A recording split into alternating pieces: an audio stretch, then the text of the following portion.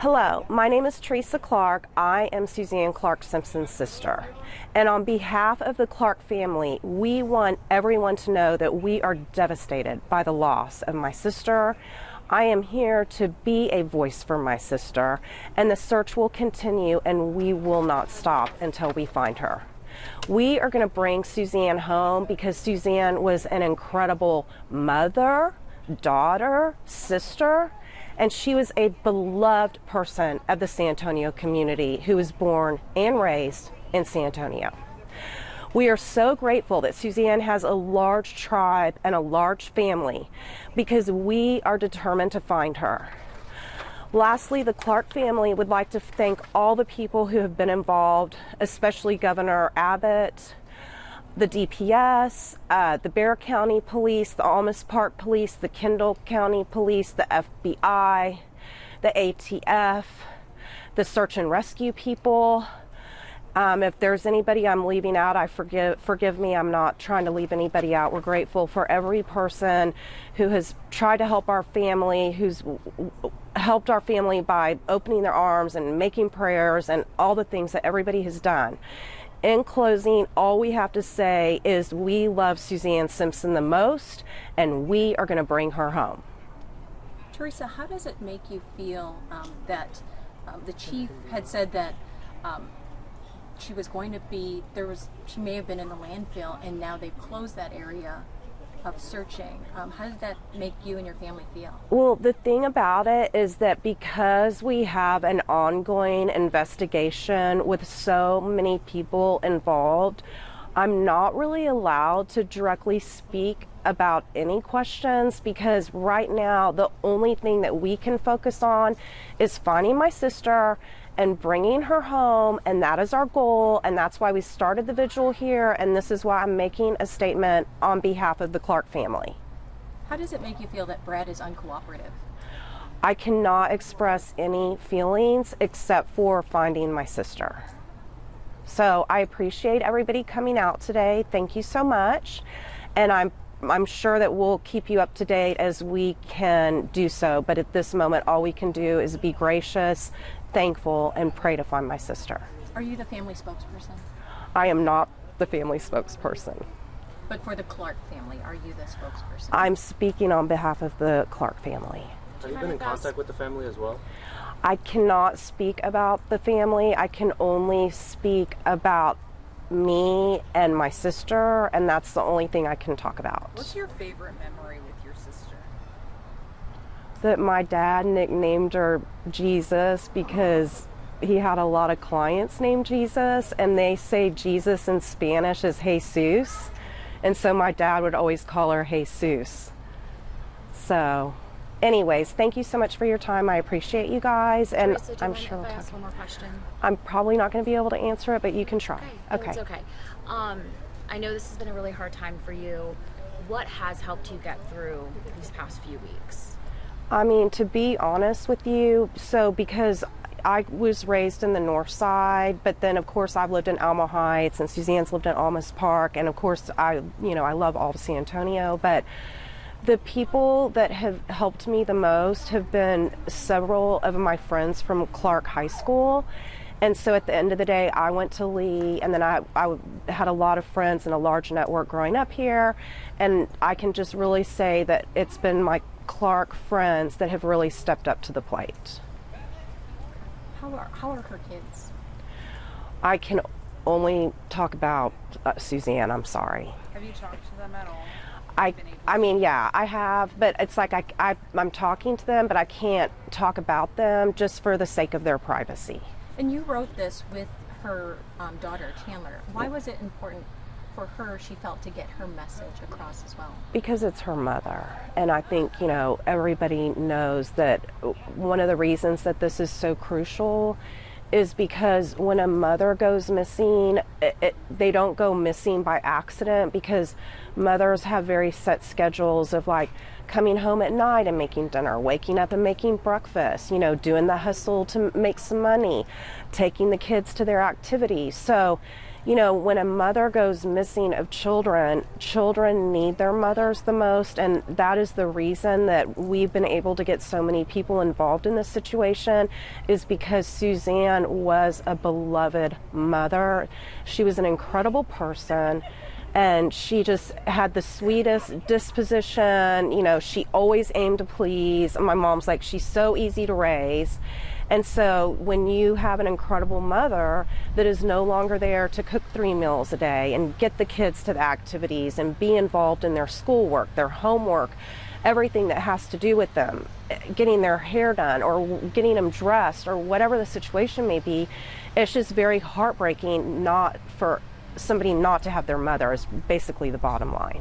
So last week you posted something about her being found and her being dead. Where did those comments come So from? I was traveling around the world on a trip that was sort of just like a once-in-a-lifetime situation with a large group of people, and it started off as 54 people, and then the next week it was 124 people, and I had booked the airline ticket on American, and you know, it was just like on my miles, so it was very affordable.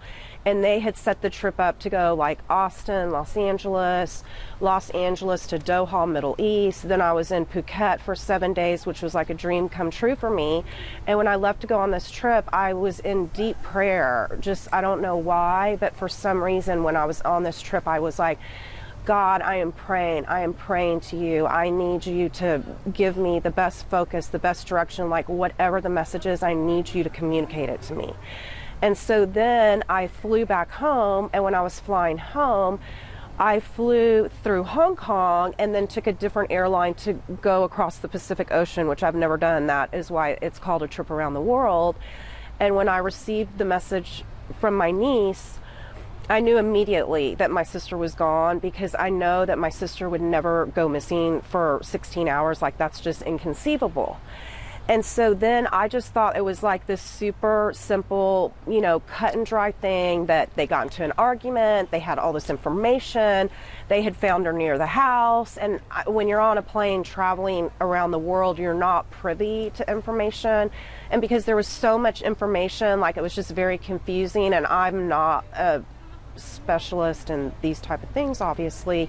So I just was misinformed, basically. And then when I got home, you know, I went to see my mom, and then when I understood the severity of the situation, that we couldn't find her, then we've just trying our best every single day, praying that she will be found, because at the end of the day, we want to have closure, you know, for our families to move forward and make the most out of this situation for the sake of her children.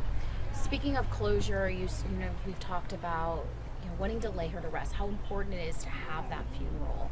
Can you expand on that for us a little bit?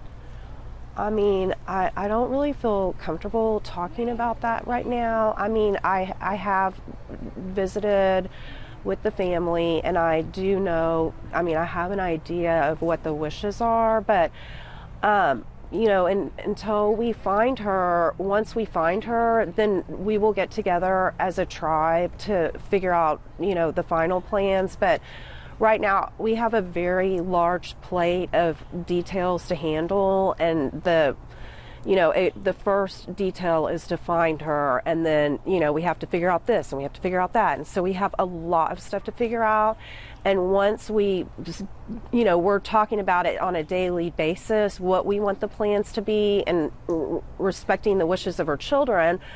And so all we can do is every day, like, okay, we got to think about this, we got to think about that, we got to think about this, who's going to step up and do this, who's going to step up and do that. And so we're trying basically to divide and conquer, which is also what the state of Texas has done, which we are so grateful for all the people that have prayed, that have come out and tried to help us resolve the situation. When is the last time you were able to talk to your sister and hear her? I mean, I recently saw her before I left on this trip, so, but I don't want to like get into any private details about my sister, just out of the respect for her.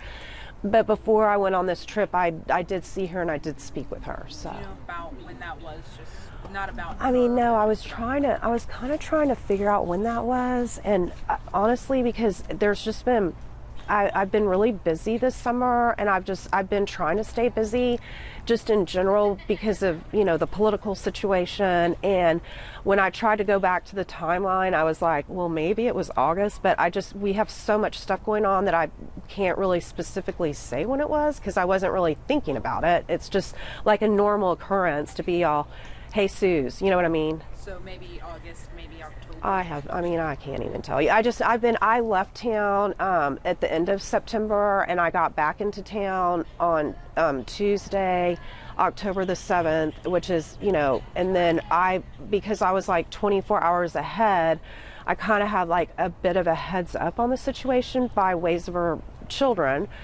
And so then, it just happened to work out that I got back into town, one of her children got back into town the same day. Then we've been trying to sort through all the details and trying to understand what's been happening.